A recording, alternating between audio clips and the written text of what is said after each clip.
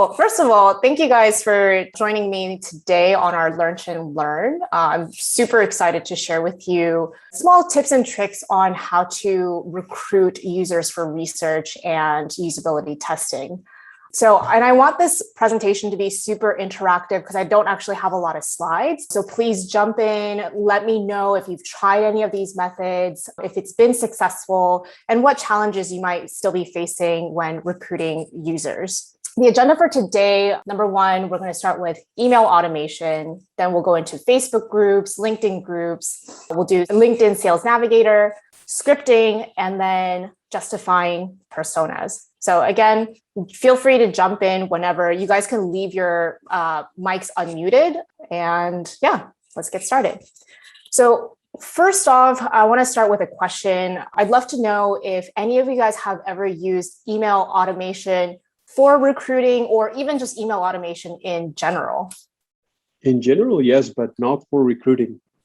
Okay. What did you use the email automation for? Just a product, within products, just when users reach certain milestones, just notifications, how to handle those flows, when and how to send them, what's the right time, make good decisions based on different metrics just to reach the user at the right time, connected to the right experience in the product. Awesome. So yeah, just like that, email automation is a really powerful tool that you can use to reach users or even people who are subscribed to the company's newsletter. Do you feel that you've had a good success using that, Sebastian? Yes, absolutely. I mean, you can always tell by, the open rates of emails or notifications, how it improves if you reach the user. Again, it's about reaching them in the right time, when it's convenient. You don't want to send an email at, midnight, right? It's much better if you send it on certain days, open rates increase, etc. So I think it is very successful. Yeah. So you can get pretty detailed into how you set up the automation, but general idea that I want to share with you guys is one, try to get a newsletter, a subscriber list, or even a user list from your clients to start. And then we can use tools like Mailshake. I'm going to pull that up right now. We can use tools like Mailshake to then drop in all of those emails into a drip campaign sequence. And we're doing that right now at WANDR for the sales and marketing team. But the idea is still similar where, the first email goes out and, it can be like, hey, we're doing market research, would love to get your feedback. Or, hey, we're looking for participants like you to give us valuable insights. Or, hey, we're building the product around people like you. Something catchy. The whole idea of a drip campaign is to blast out an email to your audience as much as you can, and then doing a follow-up sequencing. So if they don't open the email, then how often do you follow up? Or if they do open your email, but they didn't respond, then what's the message that you're going to follow up from that point forward? So right now we're using Mailshake within the marketing team to do our outreach. But you can use the same method to also reach out to people who you want to do research with. Another method, if you don't have or the clients don't feel comfortable sharing that user list with you, is scraping LinkedIn. So again, we're using LinkedIn on the sales side where we're picking out profiles based on geography, job titles, how large their company is, and you can get pretty specific in the persona type. So right now, what we've done is we'll scrape 50 profiles every single day, and then we'll send them a message. And depending on whether they receive it or not, so on the right side is if they don't receive the email, then they get put into our email drip campaign. So we'll send them an email directly to their company email. Otherwise, if they do receive the LinkedIn email, then all the follow-ups are going to stay within LinkedIn. So that's just one way of getting to your users for research and testing. I'll pause here. Yeah, Sebastian, you're unmuted. Go for it. I'm just amazing. I'm just in awe here. I didn't know you could do something like this with automating scrapers. Could you show us the details of the segment that you defined up there? Yeah, so this one, so LinkedIn, now they're catching on to so many bots. So before this would be like 500 leads, but now like we're just testing with 50 leads a day. And then this search URL, this one is created uniquely. So it will, and I'll show you guys in a minute how to use Sales Navigator, but it can go into details of like geography, job title, the company size, things like that. And then from there, what we're doing is we're reaching out to everybody who also has a premium LinkedIn account, because that way we can send free emails. And like, this is the message that we're sending to them. So Ola, and then first name. So that's the first name that's being scraped. And then the message that's being sent. So, your message could be, hi, we're so-and-so doing research for X, Y, and Z, something super simple. Yeah, and then I'll do the left side of things. So 3-day delay, no response. Then, the automation views their profile, gives it a 10-minute delay, and then it'll go and like one of their recent posts that they've posted. And then again, 1-day delay. And we do that just to kind of like give them a notification like, hey, like Gio liked one of your posts. Who's Gio? Let me go on his profile. Oh, they're from WANDR. That's pretty cool. We also need UX, things like that. And then it just keeps going down further and further. Then we find their B2B emails. We have to verify that that's the right email. And then they get added to our CRM. And it's a lot. I don't know how much further into detail you guys want me to go for this, because this is all sales and marketing automation.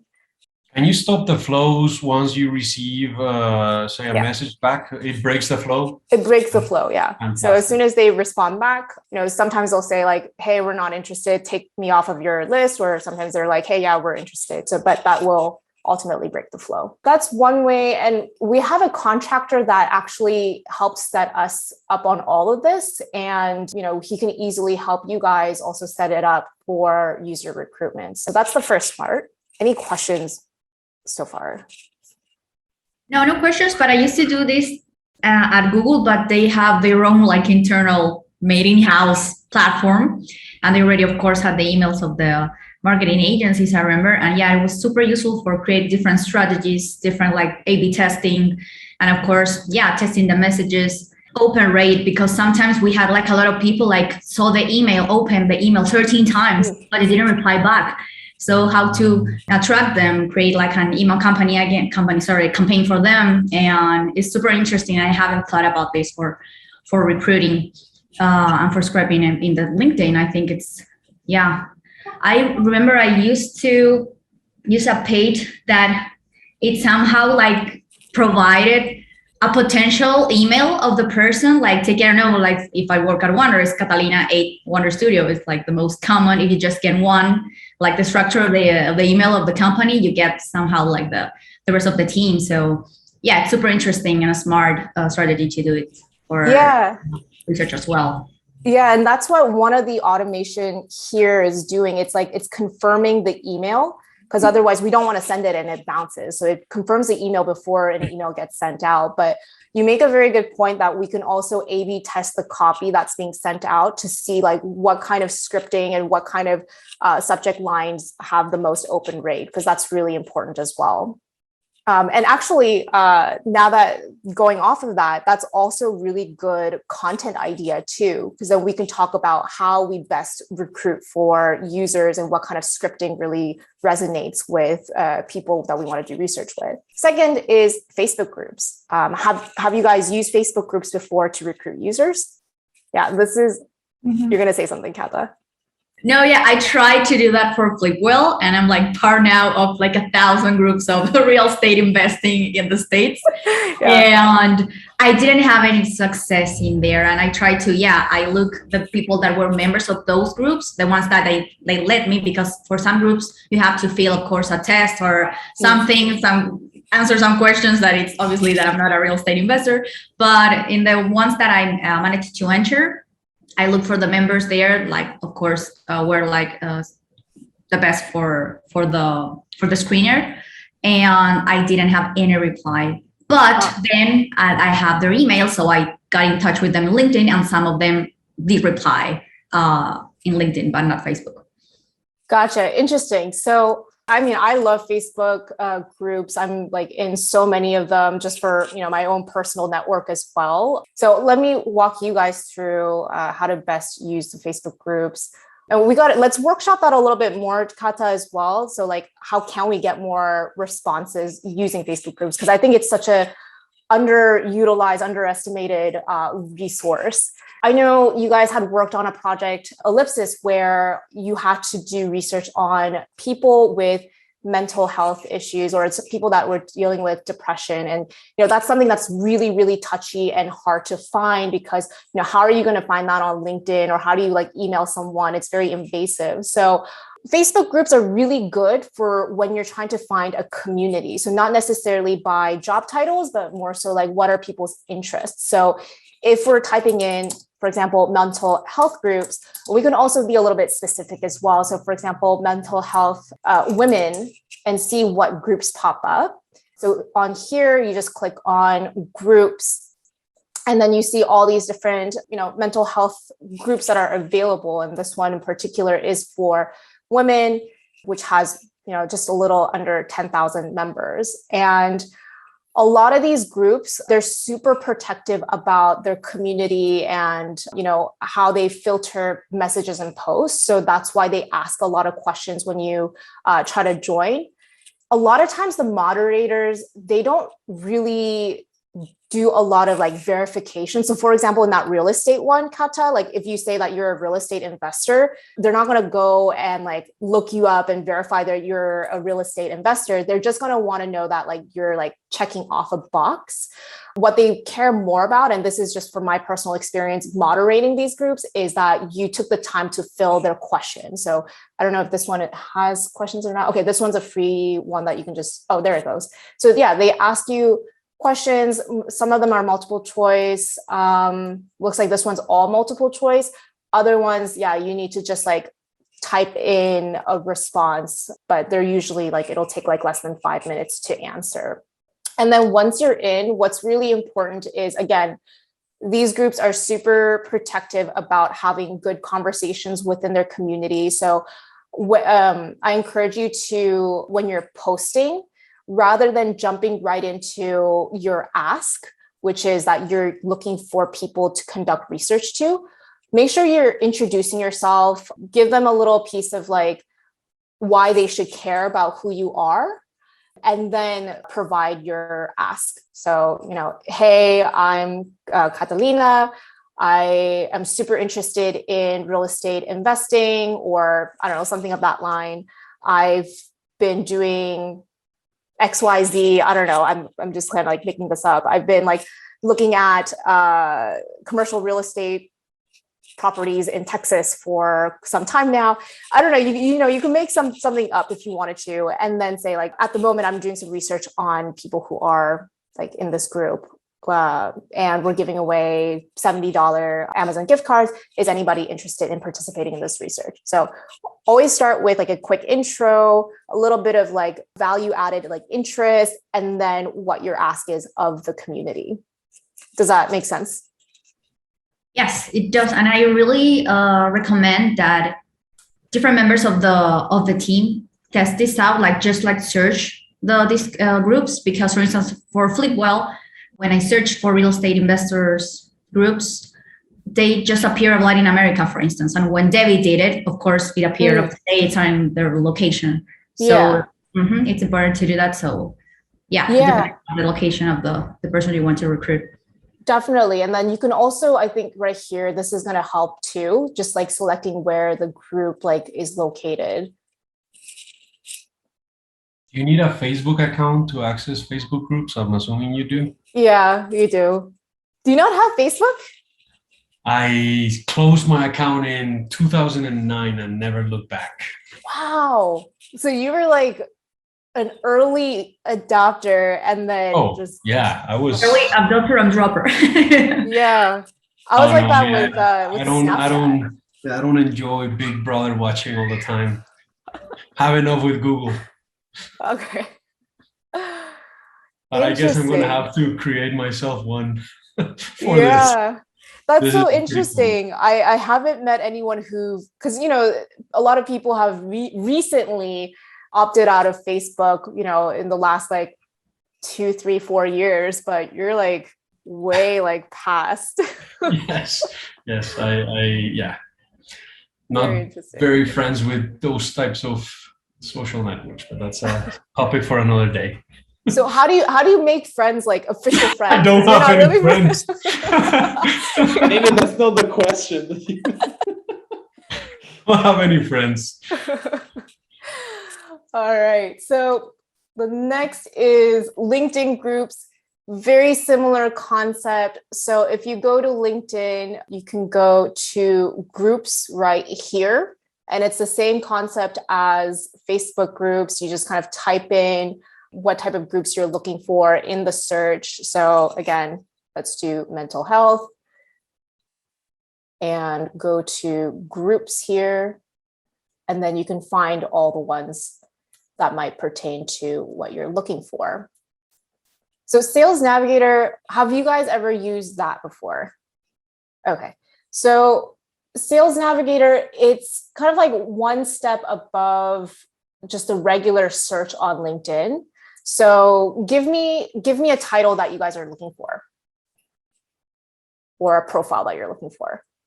Design Operations Manager. Okay, Design Operations Manager. So obviously the regular LinkedIn, you can look for people with that job title, and then all of these people pop up. The Sales Navigator just kind of takes it one step further. So here, this is the regular one. You can pick the location, if current companies, here are all the filters. It's more or less the same, just a little bit more. Plus, you get to send them a direct message without any limitations. So we're going to look for Design Operations Manager, search, and like here are all of the filters. So where are they located? What's the relationship between like your connection? Spotlights, have they changed jobs in the past 90 days? This is, again, more geared towards sales team. Let's see, geography, what industry they're in. So you can get pretty specific, but if you're looking for users by job title, I mean, nothing beats LinkedIn. So any questions on that so far, or any success or challenges? You access this too? I've never seen, this is the first time that I've seen this before. Yeah, so this is a paid tool on LinkedIn. So it sits like right here on the top right. So unless you have like the premium account, like this part won't even show up. It's similar to what you can do on the regular search. It's just a little bit more, like a little more filter. So here are like all the filters, seniority level, years in that position, things like that. So really, really geared towards to helping sales teams like find exactly their target that they're looking for. But let's just go back to the regular one. Have you guys had success or challenges just using the regular search tool on LinkedIn? Yes, today I interviewed our design operations manager after I sent her an email on Monday. So yeah, she was really eager to have the interview. But it's just like the first time that it happens. Before I didn't have any success. It's more like asking probably on Instagram and my own network provide different people that they know.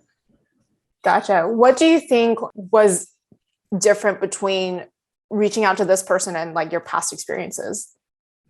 I think the message, it was super straightforward, just like the why and what I'm offering and why I'm needing her input, because I was building something for her and yeah, for her team, and it was like super straightforward. So I think, and I received like 3 other replies, but I just have this concrete interview with her.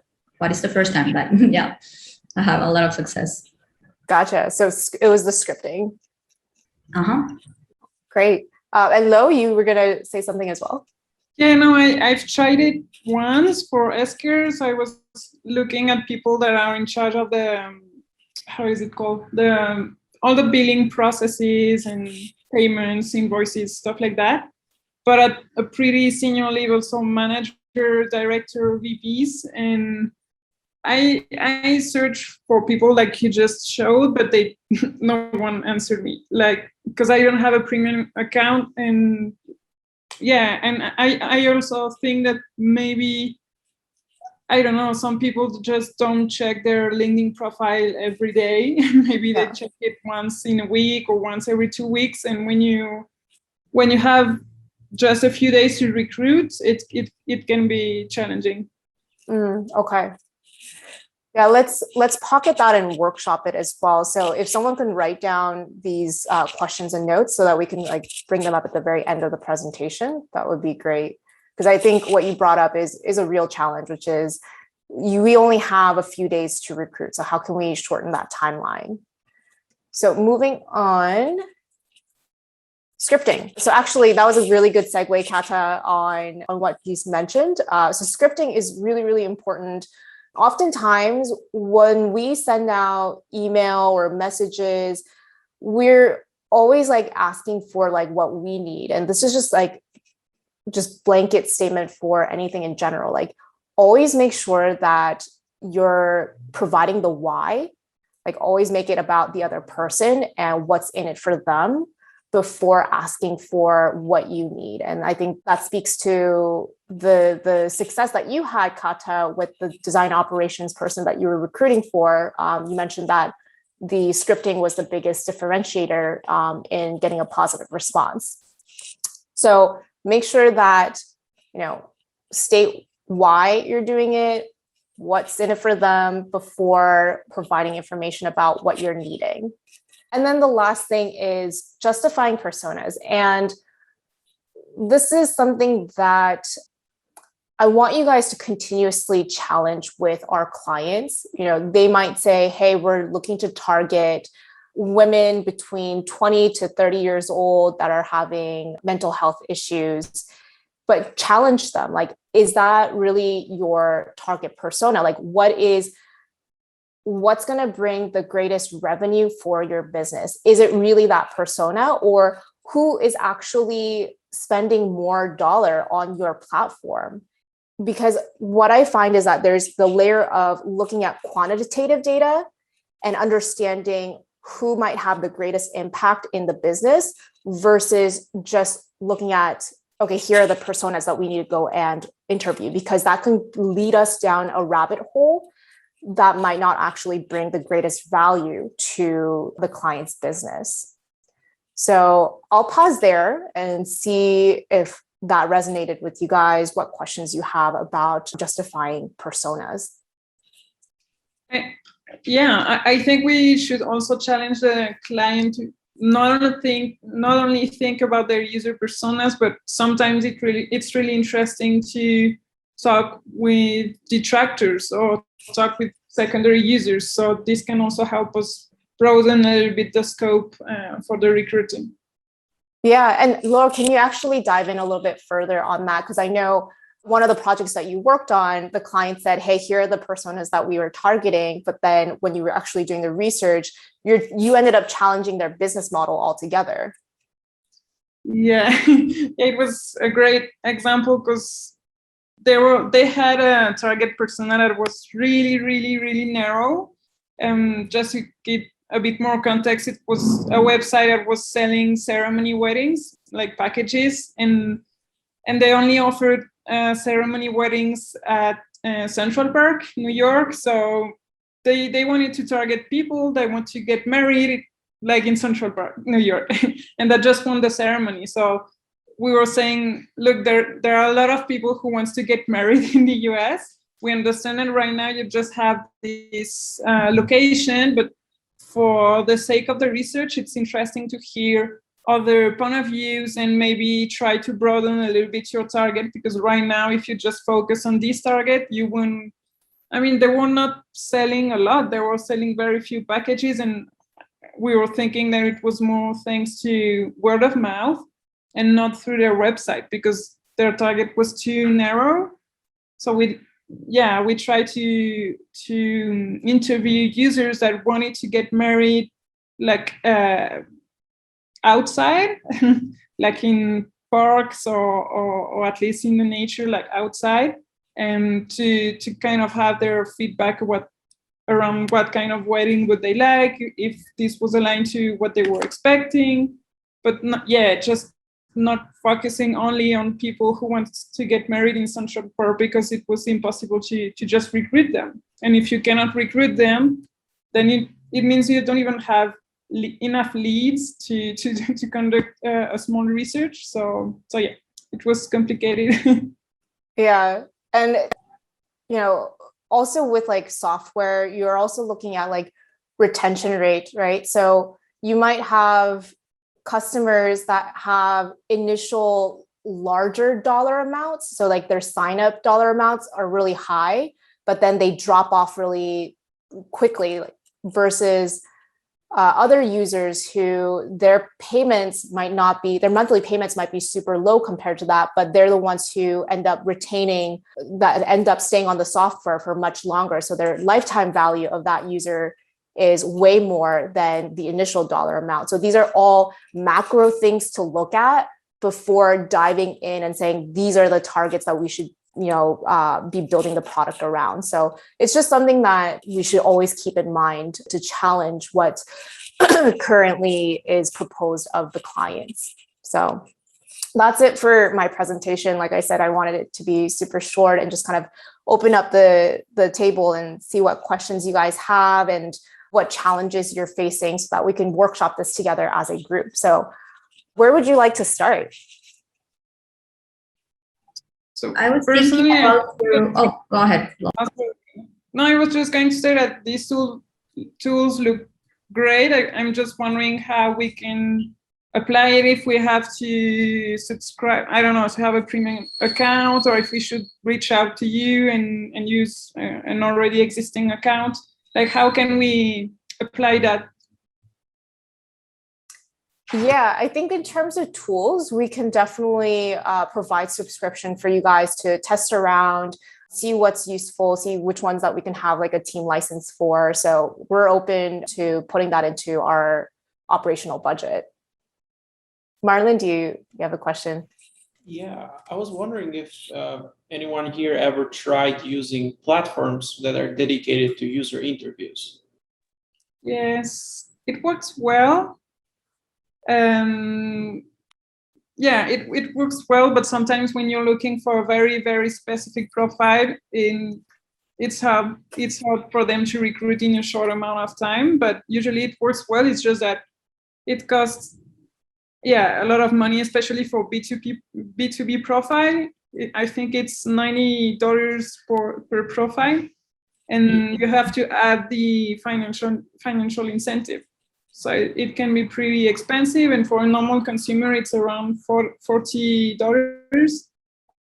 But then you also have platforms that, I don't know, we can have an annual or monthly subscription, and maybe we can have access to better prices. But yeah, it works well. It's just quite expensive.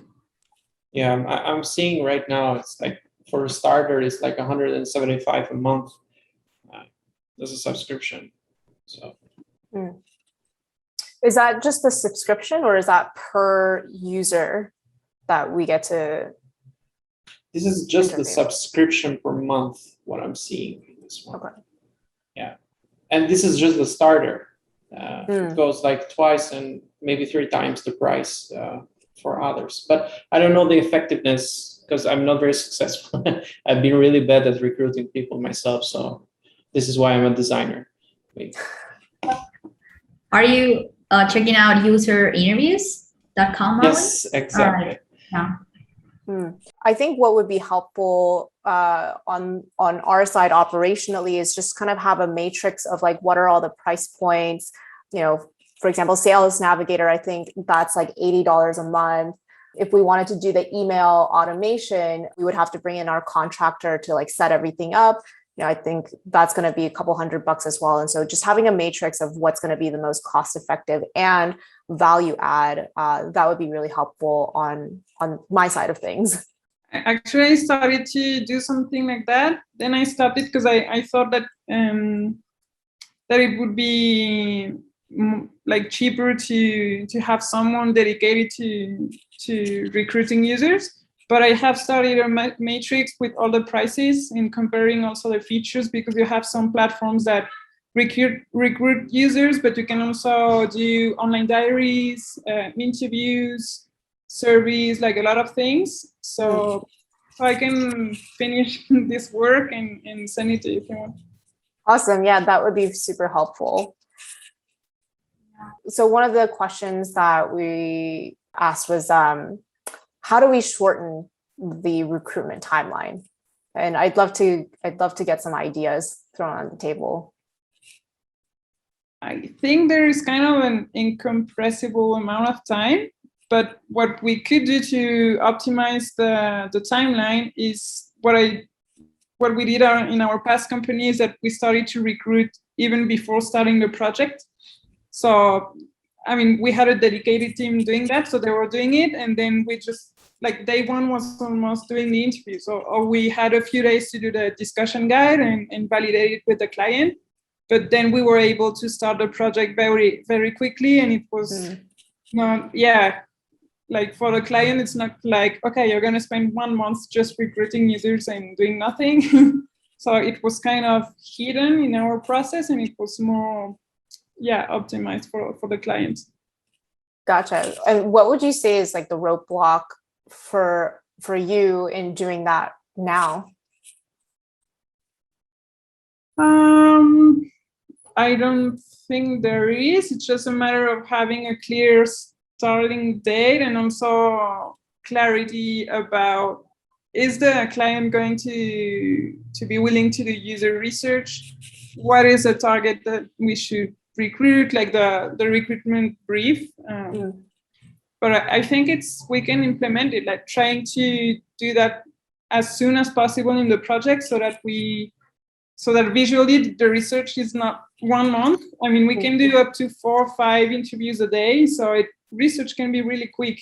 And the longer part is recruiting. Gotcha. Okay, I'm taking note of that to see where in our process we can tighten that up.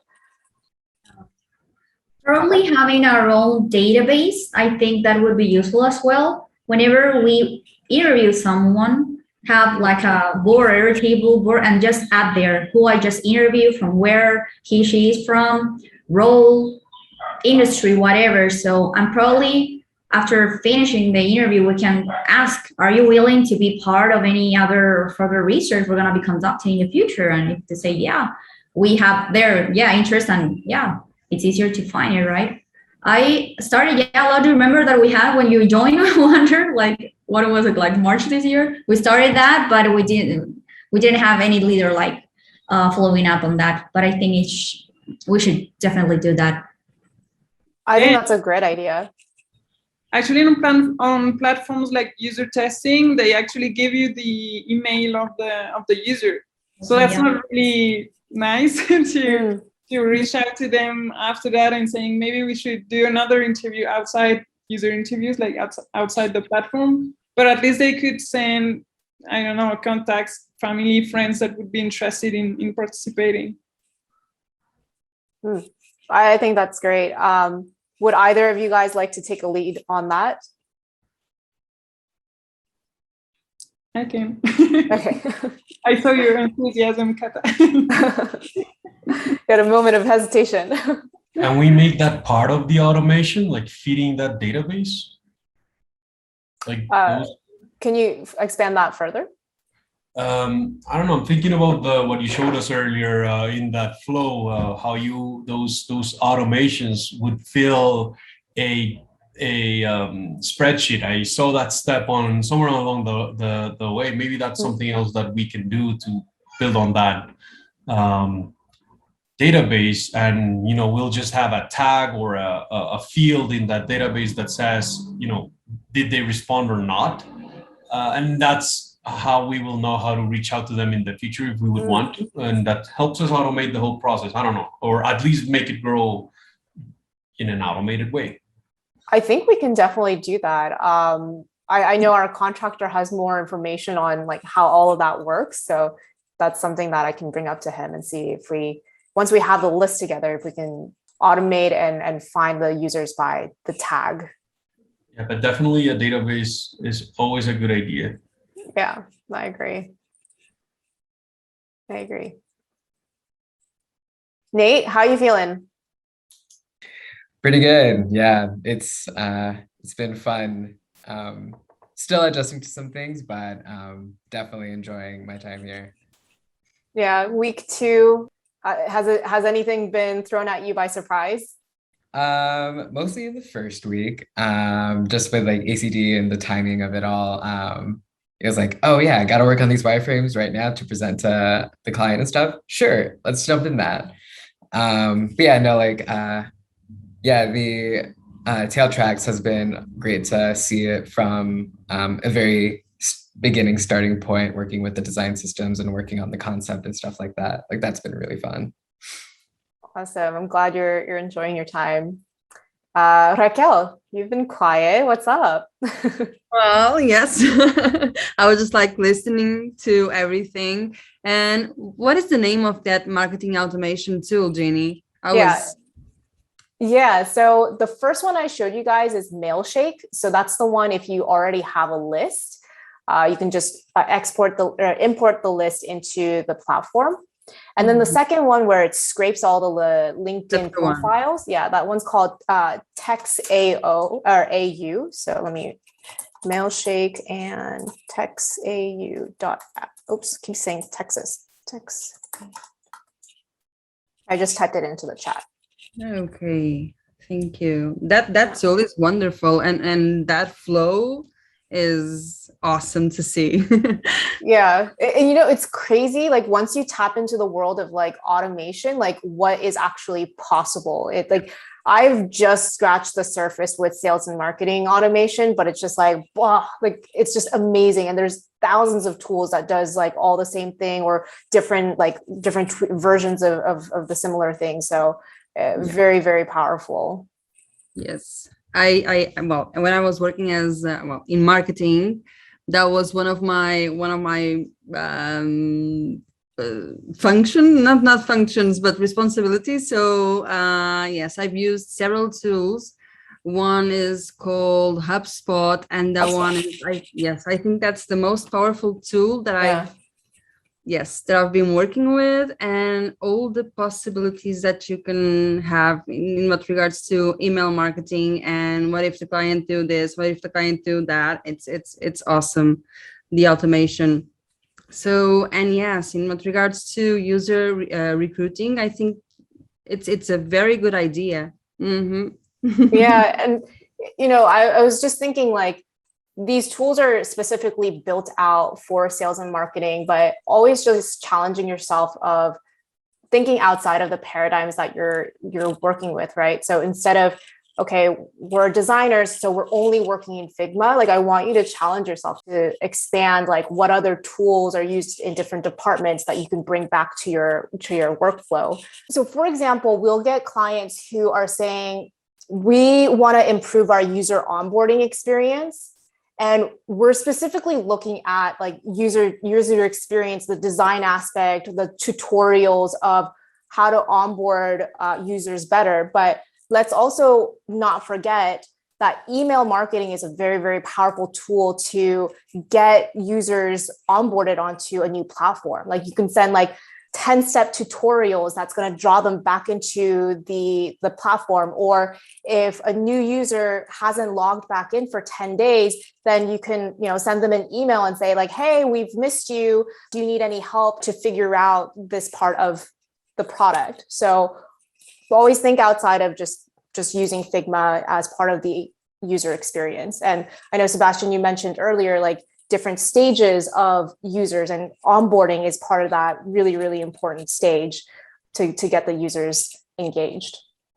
I think one way that to me has been very helpful to think through this kind of problem is really breaking down the customer journey into the different stages, because that's how you have very defined strategies for each, you know, stage. The two examples that you just mentioned would be, the first one would be part of your acquisition strategy. The second would be on your post activation if they are churning. So how do you get them back? I don't know. I mean, if you already capture your email, there's a lot of things you can do, but again, that really maps out to the customer journey. So it's really helpful.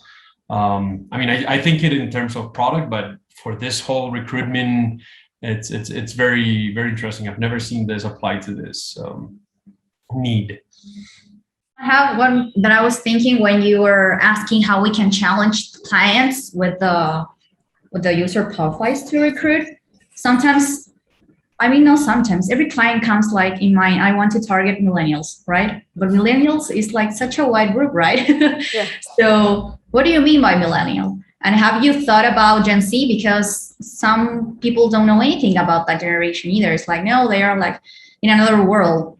But for instance, we challenged that in Ellipsis. They wanted women, older millennials.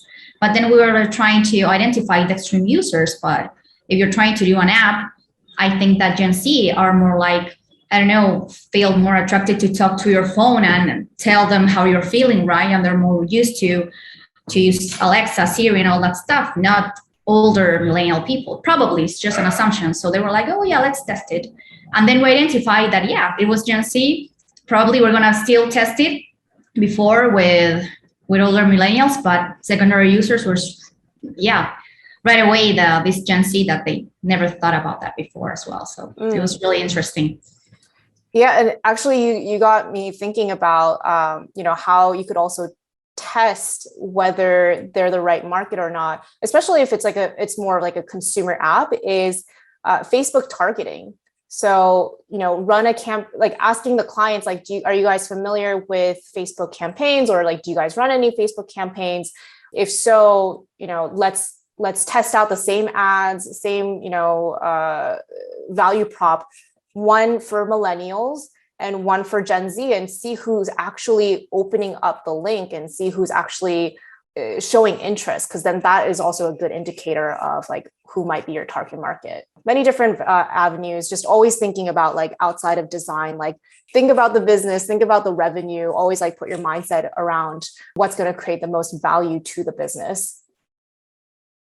Cool. Well, thank you guys so much for joining me today. That was exciting. I'd love to get your feedback. So if you guys have anything, feel free to DM me. Can you share those slides, PDF? Oh, you want the PDF? Sure. Yeah. Yeah, I was just like, I'm going to put something quickly together. I'm glad you liked it. There were a couple of things there that I want to remember later on, and I don't need it now, but never know in the future, and I'm sure I'm not going to remember. Sure. I'll share the link, and I'll also share this recording with you guys. Thank you. Awesome. Thanks, everyone. All right. Have a great rest of your day. Bye.